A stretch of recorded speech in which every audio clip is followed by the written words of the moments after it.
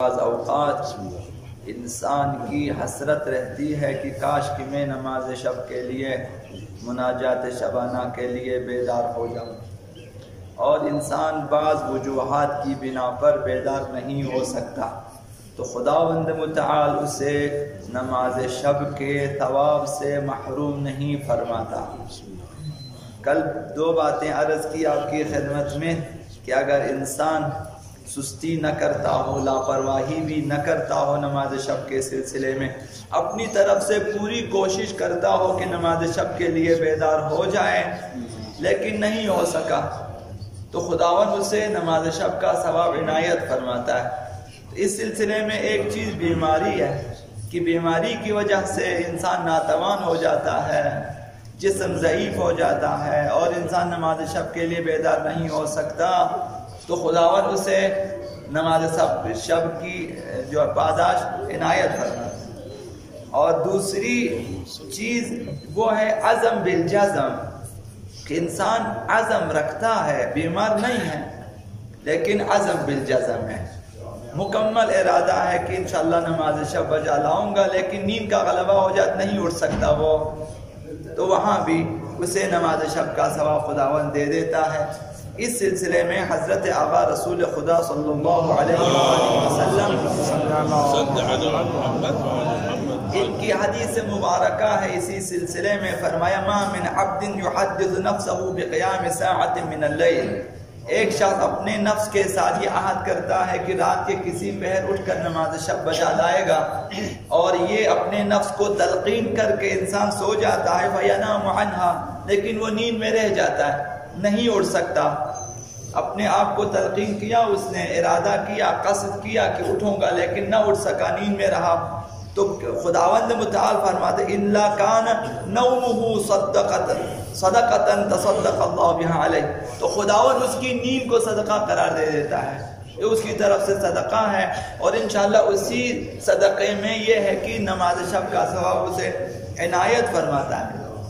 یہ دو چیزیں کل عرض کی آپ کی خدمت میں۔ تیسری حالت حالت اضطرار ہے،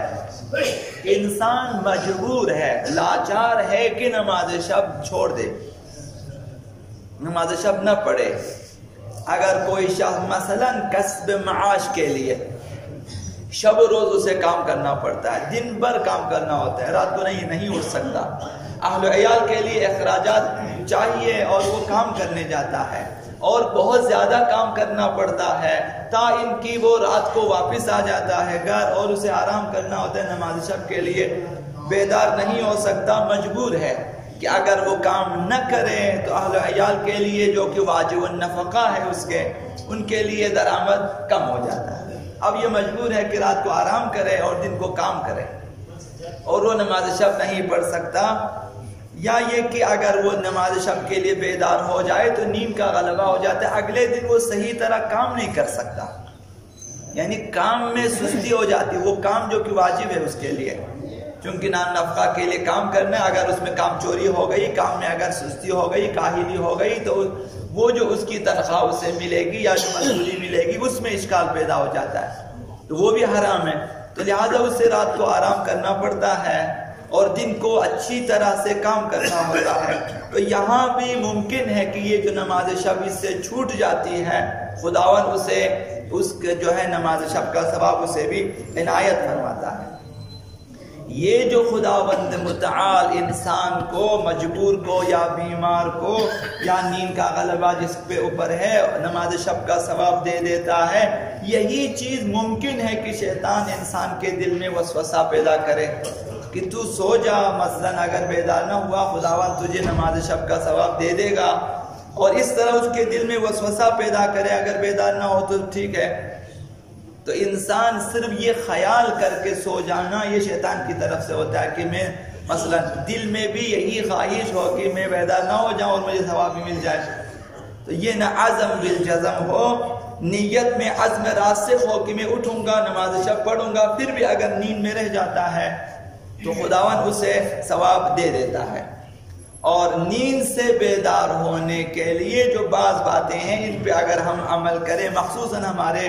نوجوان حضرات اگر اس پہ عمل کریں انشاءاللہ العزیز موفق ہو جائیں گے کہ نماز شب بجا لائیں اور اس فیض عظیم الہی سے بہرمند ہو جائیں۔ یہ زندگی ایک بار ملتی ہے، بار بار نہیں ملتی ہے، اور یہی جوانی کا ایام ہے جو کہ فرصت ہے کہ اس فیض عظیم الہی سے بہرمند ہو سکتے ہیں۔ اگر یہ جوانی کا ایام چلے گئے اس کے بعد ممکن ہے کہ بڑھاپے میں انسان کو توفیق نہ ملے یا پھر توانائی نہ ملے، تو اس لیے نوجوانوں کو چاہیے کہ ابھی سے اس فرصت کو غنیمت جانیں۔ نیند سے بیدار ہونے کے لیے کوشش کریں کہ دن بھر اپنے آپ کو جس قدر ہو سکے گناہوں سے بچا لیں، صفات رذیلہ سے بچا لیں، بےہودہ گوئی سے بچا لیں، وقت ضائع کرنے سے بچا لیں، گناہان کبیرہ و صغیرہ سے بچا لیں، تو اس کا بھی اثر ہوتا ہے کہ انسان نماز شب کی توفیق حاصل کر لیتا ہے۔ دوسری چیز، سوتے وقت نماز شب پڑھنے کے ارادے سے سو جائیں، یہ ارادہ کر کے سو جائیں کہ انشاءاللہ میں جاگوں گا تہجد کے لیے اور خدا متعال کی عبادت کے لیے، اس کا بھی اثر ہوتا ہے۔ سونے سے پہلے حتماً نوجوان باوضو سو جائیں، وضو کر کے سو جائیں، سونے سے پہلے جائیں واش روم اور وضو کریں اور اس کے بعد آ کر جو ہے سو جائیں، اور سونے سے پہلے جو مخصوص صورتیں ہیں قرآن مجید کی وہ پڑھ کے سو جائیں۔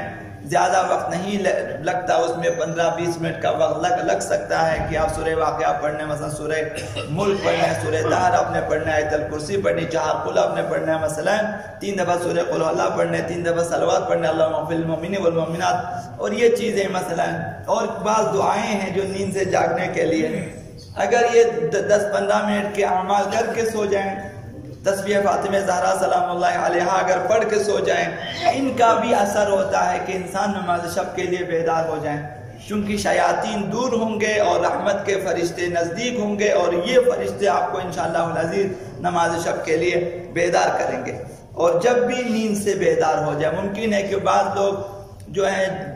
رات کو 1 دفعہ 2 دفعہ نیند سے جھاگ جاتے، بیدار ہو جائے، ہر دفعہ جب بیدار ہو جائیں شکر خدا بجا لائیں۔ شکر خدا بجا لانے کے لیے آپ 1 دفعہ الحمدللہ رب العالمین کہیں کہ خدا نے مجھے دوبارہ زندگی دی، الحمدللہ شکر ہے، اور ہر وقت نماز تہجد انجام دینے کی فکر میں رہے، کہ دن کو بھی رات کو بھی اس فکر میں، اس کا بہت بڑا اثر ہوتا ہے کہ اگر انسان اپنے آپ کو تلقین کرے کہ میں نے نماز شب پڑھنی ہے، میں نے نماز شب پڑھنی ہے، اور کوشش میں لگے رہو فکر میں، تو یہ انسان کامیاب ہو سکتا ہے۔ سوتے وقت سورہ کہف کی آخری آیت کی تلاوت کریں کہ قل انما انا بشر مثلکم یوحى الی انما الہکم الہ واحد فمن کان یرجو لقاء ربہ فلیعمل عملا صالحا ولا یشرک بعبادت ربہ احدا۔ امام صادق علیہ السلام کی روایت ہے کہ اس طرح خداوند متعال سے نماز شب کے لیے بیدار کر دے گا۔